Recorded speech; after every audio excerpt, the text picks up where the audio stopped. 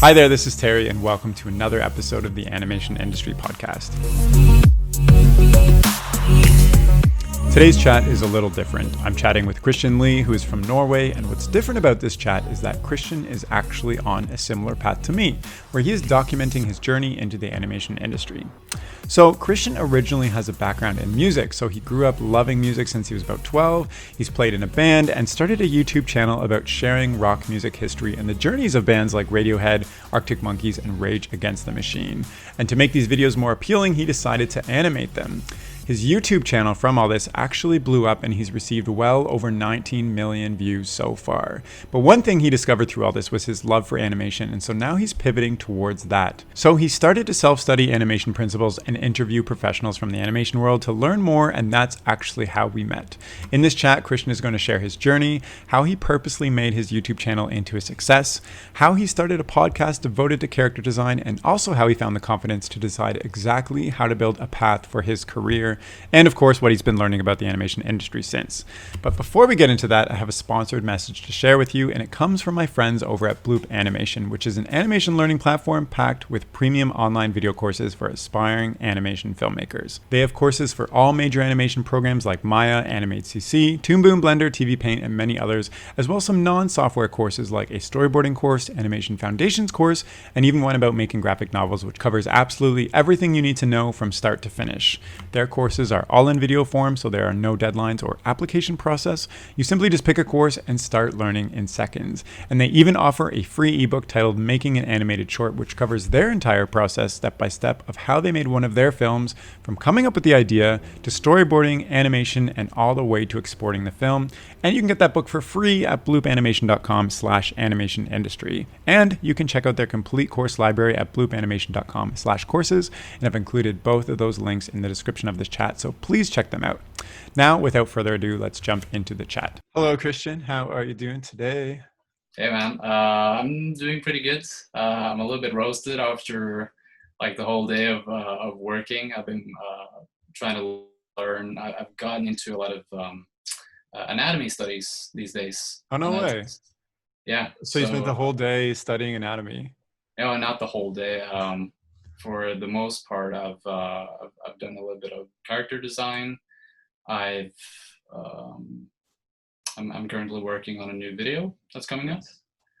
But yeah, other than that, I've tried to learn some anatomy, and it can be a little bit dry, but like in general, it's very exciting. But it's so much. There's so much to learn, right? So, yeah, in Sheridan, we have to learn every bone in the body and every muscle, pretty much. It's ridiculous. So should I put you on the spot right now and ask you what kind of anatomy you were working on today? Today I was working on legs. Legs. The lower leg, yeah. Gastrocnemius, what's that? Oh, gastrocnemius, that's the one at the furthest at the back, right? Over the soleus. Yeah. Oh, you're good. It's like the calf muscle. Oh my gosh. I shouldn't go any further because I'm gonna have to test my own knowledge of these muscles. My gosh. I feel like because we're tested on every single muscle, and I feel like part of it is like one ear out the other, but I've still retained a bunch. That's super interesting though. So are you doing this on your own time, or is this for a project, or like what specifically are you learning anatomy for?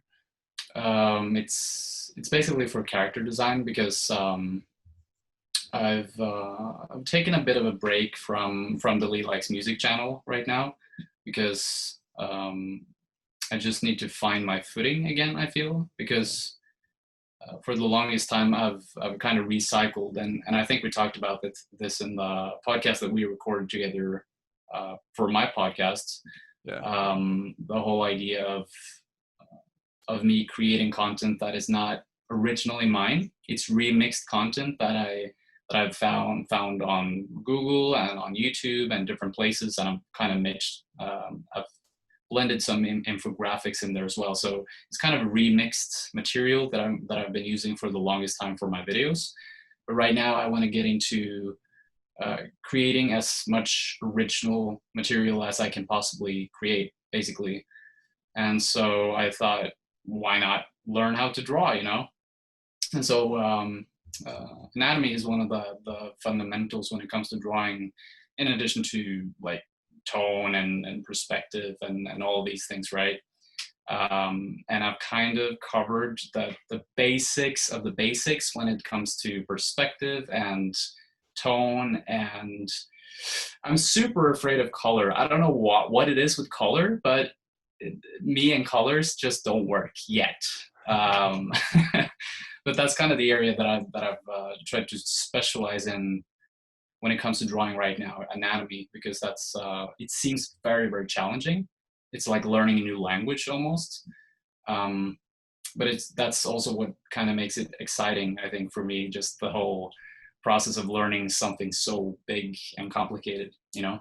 Nice. Let's take it back a little bit because you mentioned your YouTube channel. Let's talk about that because you've actually found some success on YouTube by putting together these videos, and that was part of your journey for a long time, and now you've switched things up. So tell me where the YouTube channel started and what is that all about?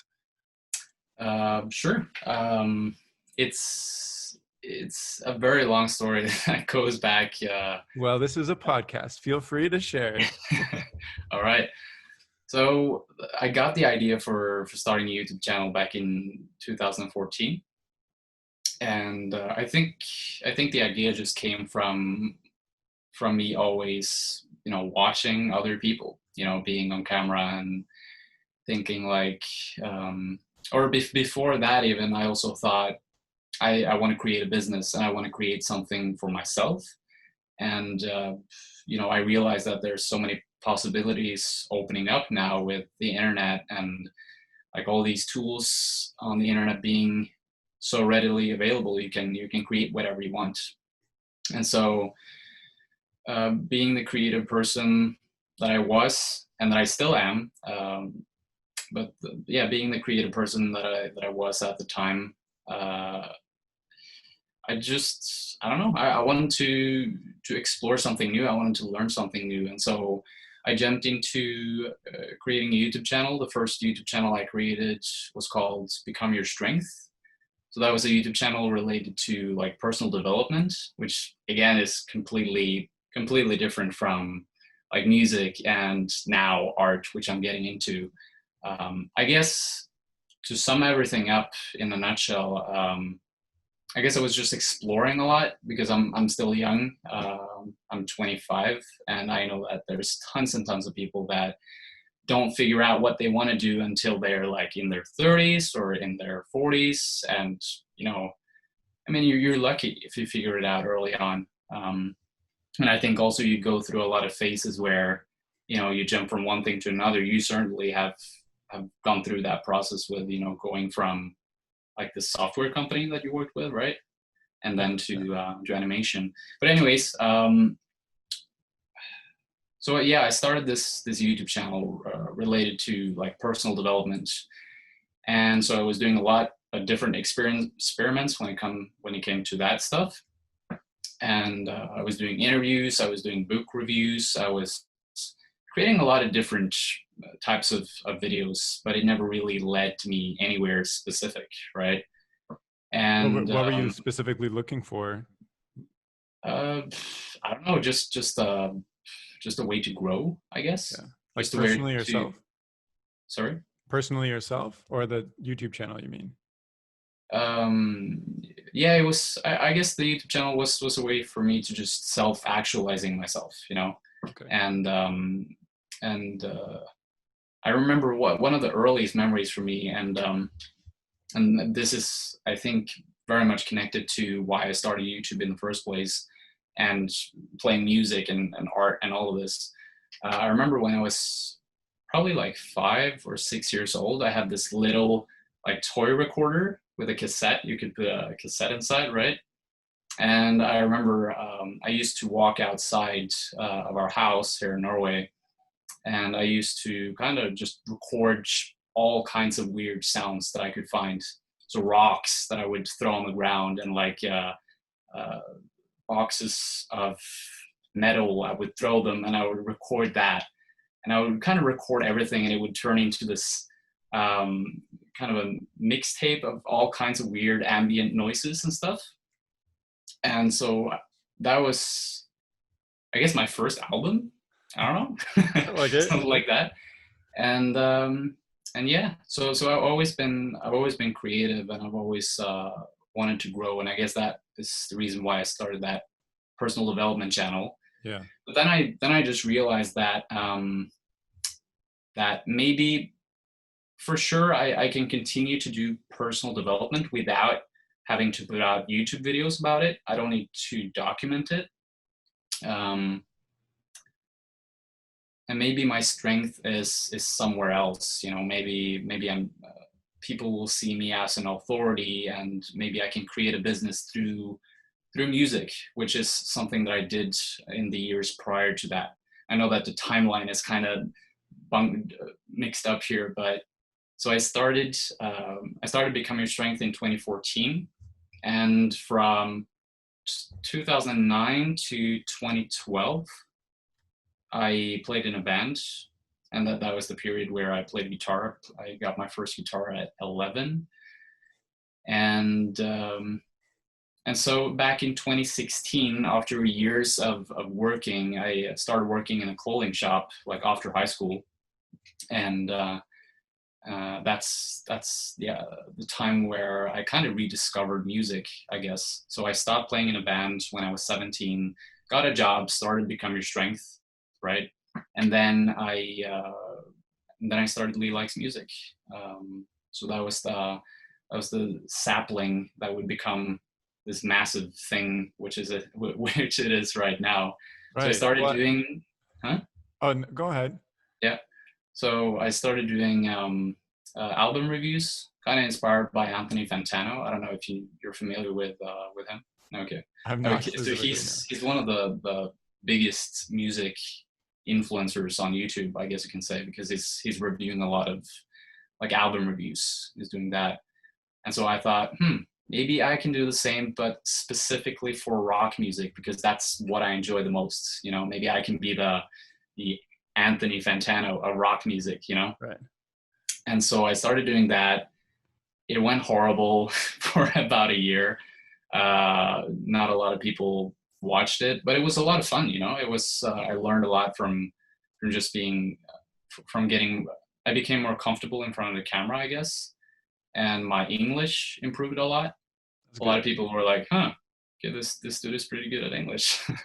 Where's So he from? how did you end up getting over 250,000 subscribers on your channel? Like you said it went rough for a year, but then did you learn something that started to grow it?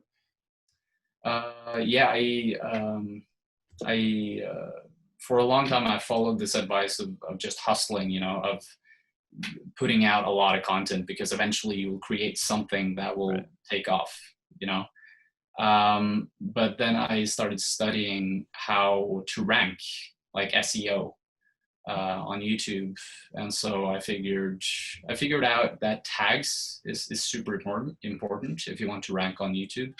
It's very simple stuff, but it's very powerful if you want to get a lot of traction, right? And Yeah. for a moment, I was like, huh, why haven't I seen this before? But the moment you switch into this growth mindset where you try to be as open as possible to new ideas, that's the moment usually where you grow the most and where you achieve the most, right? Yeah. Yeah. And so there was one month, I think it was in this, you know, it must have been September, like the fall of 2017, where I took this course on, I think it's is video influencers like Sean Cannell and what's his name, Sean Cannell and Benji. They have this course, and so I took this course, learned how to do tags, implemented the tags. I also experimented with a new format, which was different from doing album reviews. So instead of me sitting in front of a camera and just talking about an album, what I feel, what I think about it, I decided to create a documentary, and so that's bless you. And so, and so that's how this new format came to creation, and that's how I just continued the channel, I guess. Nice. Uh, So I'm curious, like what specifically about tags is the thing that, unless I should take this course, is the thing that's been so groundbreaking for you, for your music? um, well, it's YouTube is a search engine just like Yeah. Google. I'm Yeah. sure you know, yeah. And um, you can, the thing is, if you want tags to work, you need to be very deliberate about what type of a niche you put your channel into. So with you and me, it's very simple. We already have a very specific niche. It's, Yeah. you have like animation, right? And with me, it's rock music.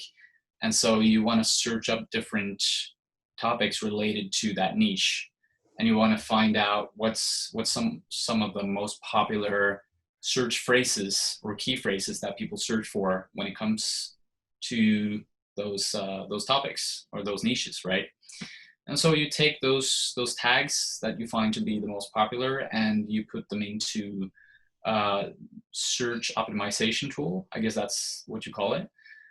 There's plenty. There's literally so many of those tools out there that I could go on forever. But there's one that I use that is called TubeBuddy, which is amazing.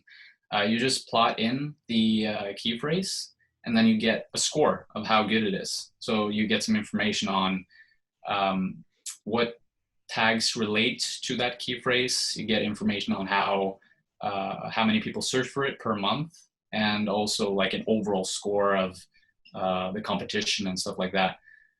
So you basically just have to become a little bit of an analytics nerd, I guess. Yeah. Or you don't really need to know that much. You just have to do a little bit of research in advance. And you should do this like even before you start creating like a script and an idea for a video, because this should be like the idea generation for a video, right? Yeah. And so yeah, just have the right niche, do the right keyword research, and create a good video. It's I guess that's I how complicated or simple it is. Yeah. Oh yeah, well, I used to be the head of SEO at my last company, so I know exactly what you're talking about. Mm. Yeah, it's extremely powerful. Um, the hustle mentality is just like everybody thinks just work hard, and you'll get somewhere. But that's like the outer surface, and then behind the scenes, yeah, you have to work hard and hustle, but you have to also understand exactly what you're doing to get there. I had Yeah. a similar experience at my software company when I was just starting out. I was like, I'm going to create 100 blog posts and just see what takes off, and none of them took off. And it wasn't until I learned SEO that it was like, oh, this is night and day. And now we're getting thousands and thousands of people reading these blog posts, and it's really powerful. And I think it does apply to animation too, specifically because we're talking on an animation podcast. I've implemented some of those techniques for this podcast itself, and on Google and whatnot, so you can easily find it. So I think your journey in the Lee Likes Music is super interesting, and it's incredible that you were able to get 250,000 followers. There's like a very small percentage of YouTube channels that can get that. But now tell me about why you've decided to transition from Lee Likes Music. You kind of mentioned it before, to animation specifically. Why not to music? Why are you pursuing character design and animation? Because music is kind of your background. Yeah. Um, that's a very it's a very interesting question, and it's a very hard question, and it's something that I've been trying to think about for some time now. Uh, the main reason why I switched from Lee Likes Music and into art was because I hoped, and kind of my goal was to slowly but surely transition into a more original style, right? Because back in 2019, yeah, last year, in May last year, my channel got a copyright strike, and so that's a very serious thing to get, Yeah. because you can often get copyright claims. There's a difference between copyright claims and copyright strikes, right? So if you get a claim, YouTube will basically someone has let's say I'm using a snippet of some music, or maybe an interview, or an image or video, right? And then the company that owns this music snippet will send in a file or I don't know exactly what you call it, but they basically tell YouTube that this creator has taken a piece of my content. And so what YouTube can then do is they can take away a piece of my revenue so that we can share revenue. Right. Now, I don't have any control over that. Sometimes they might block my video completely. Other times we might get shared revenue. Or I might be able to include that snippet of music still in my video, but I won't earn anything of the money that I originally earned, right? So that's a copyright claim. Now, a copyright strike is different because then it's kind of going above and beyond that whole law of fair use. So there's this gray area of a law which is called fair use, which I've talked about this with some of my peers and some of the other channels that are similar to mine. Those creators, we often talk about how it's very hard to define what is actually fair use and what is not fair use, because fair use in its most simple sense is that you can use other people's content, but you can't make money off of it. And it has to be remixed with your own content. So there has to be a certain percentage of it has to be your content and borrowed content from other people. Now, then there's this whole, it also depends on the degree of how much original content it is in there, right? Yeah. So, and we could go on and talk about this forever, but it's kind of a headache. And this is why I wanted to get away from it, because you can never know for sure with YouTube if your content is, if it is under the fair use or if it's not under the fair use law, right? Yeah, so the whole there's idea like so many cases that appear where it's like not intentional, but somebody gets, you know, banned anyways or whatnot. So it's scary. Yeah. So that was kind of the idea of moving into animation and art, or like drawing in general, just to slowly but surely create my own images instead of using other people's images and videos, right? Yeah. Now, that's the thing about YouTube. YouTube is, and social media in general, I guess, is it's, how do you say? It's a marathon, right? You can't just be in it to, if you want to be successful, that is, and if you want to use it to create a sustainable career and income, you want to look at it as a marathon. So you want to have continual growth. You don't just want to jump from one thing to another and switch up things like very rapidly, because then you can end up losing an audience or have slower growth, which is okay, it's fine, and stuff like that. But so are your intentions to go forward are to create a new YouTube channel that is 100% your own original content as a sustainable career for yourself? Yes. So yes. So you're kind of getting into the animation industry not to work for a studio or to freelance or make short films. You're like, what will the content of your YouTube channel have in the end? Like music by you, animation by you? Will it still be documentary style? I'm assuming you're also going to be using all those SEO tips that you learned to capture a niche. Yeah, for sure. Okay, so you're asking about where I'm heading, like the future of the channel. Like, what's this new channel when it has 250,000 subscribers? What is the content on it? Well, that's the thing. I've been contemplating, and this is also why I said that it's a tough question, because I've been contemplating maybe not doing the channel anymore. And that might sound very counterintuitive now that I've built this huge following of people that are following me on They Likes Music.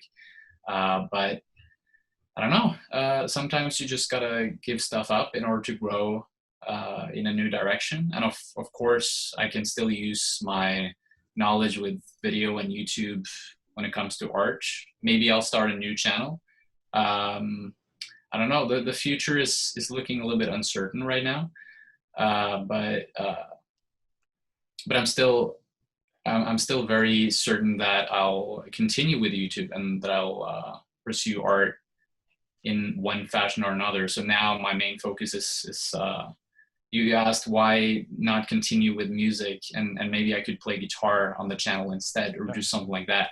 And I've tried that, but that's the thing. My channel, I feel like it just changed maybe a little bit too fast, and so I feel a little bit more comfortable, and maybe it would be a better transition just to start a new channel related to what I'm doing now, which is drawing and illustration and stuff like that. So I've been contemplating that idea. I'm pretty sure I've come to the conclusion that I will go for that, and that I will give up Lee Likes Music. I know it sounds crazy and counterintuitive, but I don't know. What do you think? I don't know. For me, it's really interesting that you've picked animation with character design specifically to focus on, because like another option, instead of using somebody else's images, you could pay someone to make images for you that you own, right? Or stuff like that. Like to switch up things so drastically sounds really interesting to me, especially because you also started a podcast on character design. Maybe let's just talk about that. So why did you choose character design specifically, and then also decide to start a podcast specifically on character design where you interview other people about that type of stuff? Yeah. Why podcasting? Well, I've been doing podcasting, or I created a few podcasts with friends in the past, so I have a little bit of knowledge with it. Yeah. And it wasn't really that much of a serious thing in the past. I had one podcast called Blowing Up Speakers, I think it was called, with a couple of other guys. So music related, I'm assuming. Huh? Music related, I'm assuming. Yeah, for sure. And so that was a lot of fun. Again, like reviewing rock music. But I guess the reason why I wanted to create a podcast about character design is because, again, just like with music, I drew a lot of characters, and I remember I was drawing a lot when I was younger, and people have always told me that I was good at drawing. So I was like, okay, why not head into it and see what I can do. So yeah, that's it's not a long thought process behind it. It's yeah. So since you started pursuing character design, I guess it's been a couple months. What specifically have you learned that you didn't know before? Because you've also interviewed a whole bunch of people for your podcast about character design, and you've been studying. So what's like one of the biggest things that was a surprise, or I don't know, that you learned about designing characters, or just people who have that role professionally? Yeah. Well, I started drawing a lot more and taking it a lot more seriously last year. I think it was in May 2019. And so it was actually before that, like in February, like something like that. And I started taking classes on New Masters Academy, which is one of the best courses online, or at least one of the best that I've taken so far. And so I guess what I've learned about character design that has been most outstanding is just how like simple shapes. Yeah. Simple shapes. It's a very simple concept, but it's such a powerful one.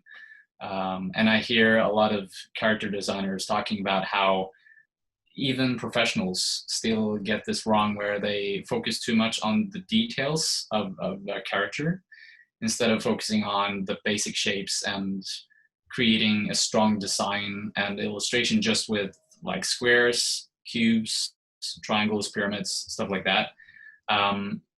So I've been focusing a lot on that recently, and I guess throughout this whole year that I've been doing drawing in general, I've just gotten this new way of seeing things, right? Because right now I'm trying to take a lot of life drawing. I'm trying to do life drawing exercises every single day, like from New Masters Academy. Yeah. And I'm really starting to feel like I'm seeing things differently. Um, I don't want to say that I'm like I'm by no means a master or I haven't achieved any like big thing or breakthrough yet, but I'm starting to see things differently. I remember this. There's this teacher at New Masters Academy. His name is Stephen Houston. Steve Houston. Yeah, that's his name. He's one of the guys that teach the people who are at Disney how to do gesture drawing and stuff like that. And so one of the things that he said that was really that made me think a little bit was that you shouldn't, whenever you're drawing a person or whenever you're trying to draw something in general, you should always focus on the simple shapes. You shouldn't draw a book or a jacket or a person. You should draw the head as a circle, or the hand as a wedge shape, or the arm as a cylinder, right? And the more I find, the more I do life drawing exercises, the more I transition into this mindset of seeing the shapes and how the shapes connect, instead of seeing how the arm connects to the forearm and stuff like that. So it's it's such a weird and interesting experience to kind of change your mindset like that, and it just shows how I guess transformative it can be to learn something new and pursue something new. So yeah, I find that is really interesting. Yeah, that was Yeah. something that I had to learn too, because nobody really teaches you to construct things in drawing growing up in school or whatever, at least from my experience. You always just draw the outline of what you see as like a sharp line, and then you wonder why it looks wonky and things are off proportion and not fitting right. And then when you start to do construction of simple shapes, it seems so simple almost to do that, but it turns out like 1,000 times better and more accurate. So yeah, I think that's super interesting. So you're taking figure drawing classes and stuff like that. Are you going to get into other areas of drawing, like perspective and like storyboarding, for instance, for like figuring out stories, or like other areas of animation too? Or are you focusing just on the character design? Mostly on creating characters right now, and like I said, the anatomy. But I've done storyboarding, story artists. I've kind of dipped my toes into that story artist's path of animation and illustration. Aaron Blaise, you're familiar with Aaron Blaise? I think so. I'm gonna have to look him He's up. been on the podcast. Aaron Blaise has been on the podcast? Yeah, I'm asking if he's been No, on. no, he hasn't. Okay, but he's a Disney Oh yeah, animator, I know who this is. illustrator. Yeah, he made the Beast in the Beauty and the Beast. He designed Yes, that yes, character, yes. and he has this amazing. Like I said, there's so many amazing sources online where you can learn like animation and illustration and stuff like that. But Aaron Blaise also has this online website where he has a lot of singular video. I guess, yeah, singular courses. It's not a membership site, I believe. It's like singular courses that he sells for, yeah, $20-$30. It's pretty cheap for what it is, or for what you get. And so there's this one course that he promoted, which is about storyboarding. And so I got into that about a month ago.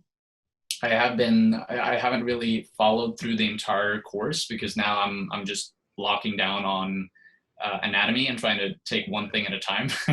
As creative, it's sometimes hard to just nail down on one thing and focus on that for like several months. That can be a tough thing to do in itself. But yeah, I found that so interesting too, and there's just so much to learn about all of these different facets of animation and illustration.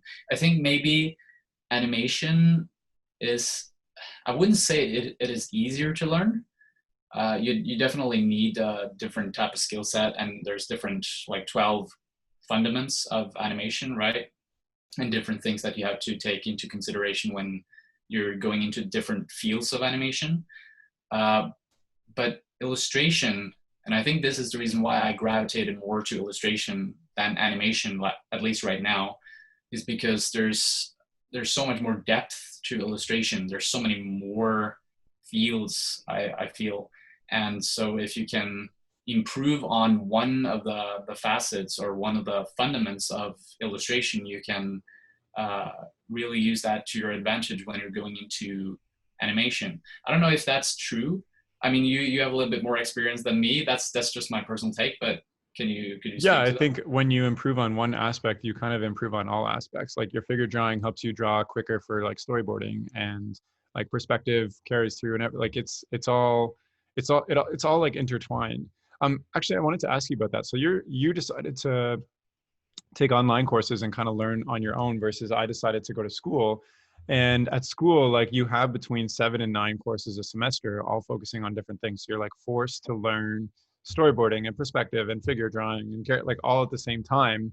Um, was there a reason that you chose not to do schooling specifically or to do things on your own? Because for me, that was like a very tough decision to figure out myself. And in the end, I decided to go to school because I knew that I'd be surrounded by like amazing peers and like I've never been around other people who are interested in animation like me before and industry connections and like they have a defined path and all that stuff. So for you, you're going to be learning this anyways, I guess. Why did you choose to do it on your own time online? Well, I've still not made up my mind about whether I should go to school or not. I might actually end up going to school next year, but we'll see. The reason why I haven't chosen to do it yet is I don't know. I like the challenge of doing something on my own, and I also I also have a very strong confidence in the fact that I can work hard because I've heard that that's not just something I'm telling myself. I've heard that from people around me that, you know, you're a hard worker and I can't believe the type of discipline you have.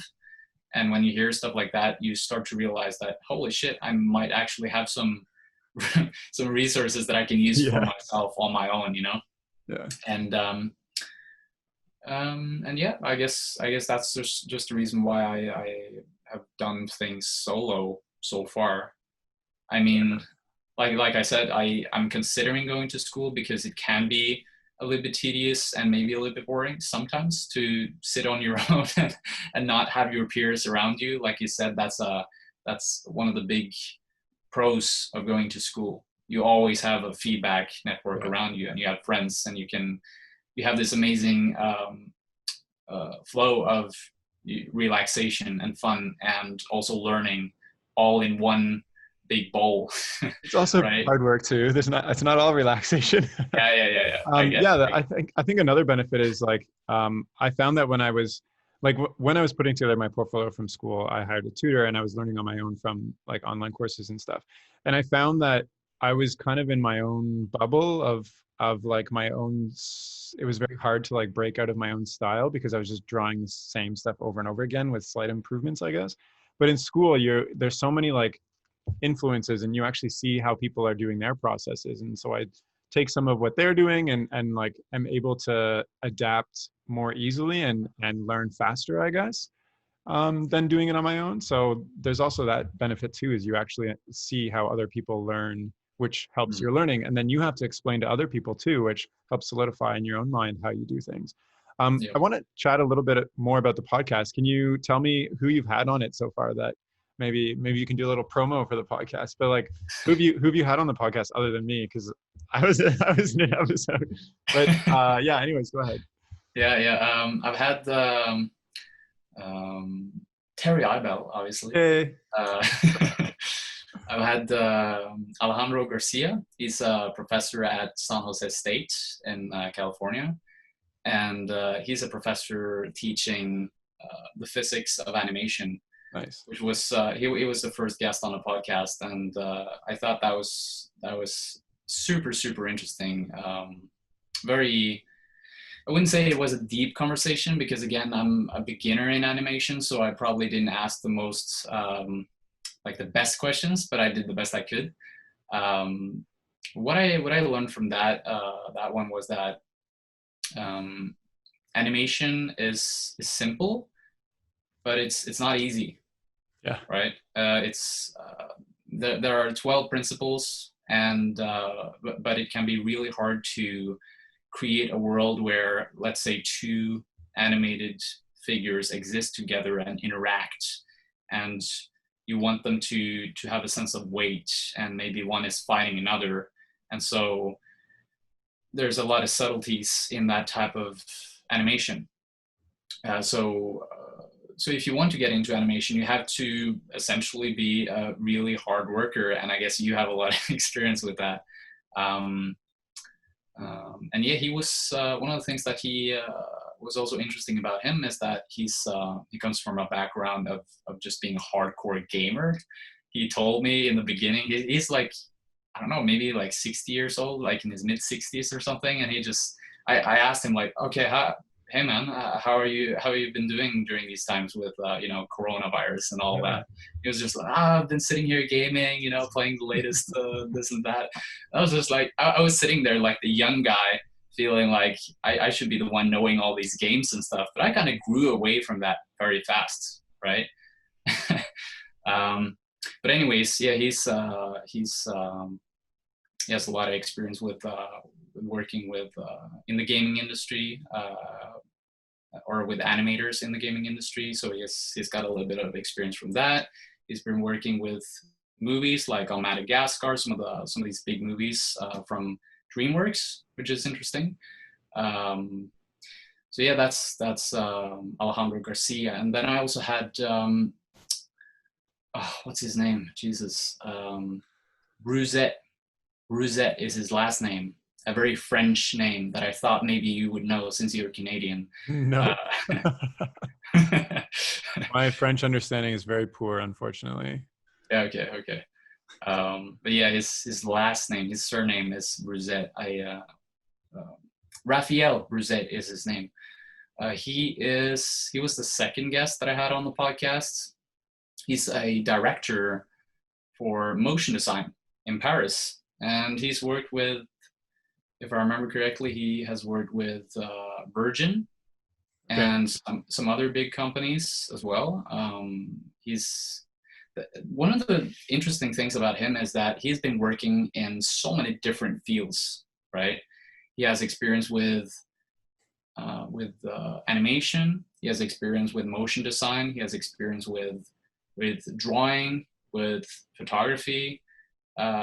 And I feel maybe that's one of the reasons why I liked having him on, because we resonated in that. I've kind of jumped all over the place.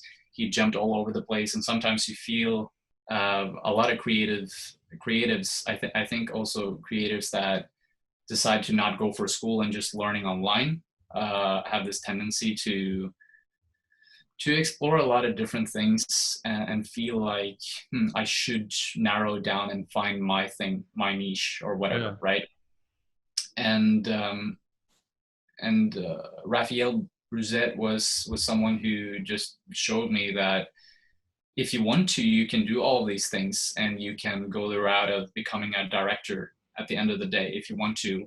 And all of these experiences, let's just say that you have a lot of experience within the Adobe suite with all these Adobe software, you can utilize that and use the generalist experience as a strength to become more of a director, essentially. Nice. And then the last guest that I had on, it was you, and then we had which was the last one? Dan Necas? Dan Necas, yeah. You listened to that? No, I just brought up your podcast on my desktop right now. that was the best timing, man. I will listen to it. Yeah, awesome. Yeah, Dan Necas, he's a cartoonist. So he's basically a graphic novelist, cartoonist, and I guess you can also label him as a freelancer, because he's mostly earning his money off of freelance work for other businesses, and he's also doing his own graphic novel. Nice. Which is amazing. The reason why I think that conversation was valuable, at least to me, was because the idea behind going into or one of the ideas that I've had of going into illustration and animation was that for Lee Likes Music, I wanted to create breathing images. Like that was the easiest. I found out that that is the easiest form of animation that I could possibly create for my channel and still make it look pretty good, you know? Yeah. So what I mean with breathing images, you're probably thinking, right? I have an Well, idea. yeah, it's if you have, let's say you have a painting, right, a digital painting or just a photography in general, and then you mask out or you cut out a piece of that photography or painting, and then you maybe animate the background layer and the forefront layer so that they move. That is considered animation, but it's a very simple animation, right? And so yeah, that was one of the things that I really wanted to get into, and it relates more to, you know, still frames and storyboarding. And so that is also the reason why I got into that Aaron Blaise storyboarding course, and also the reason why I found Dan Eakes to be that conversation that conversation was really valuable, because as I don't know, I try to figure out what the difference between storyboarding and cartoons were. Because for me, as I've never been a big cartoon person, I'm Mm. interested in it, but I've never really read that many cartoons. I read some Donald Duck when I was younger, right? Yeah. But that's about it.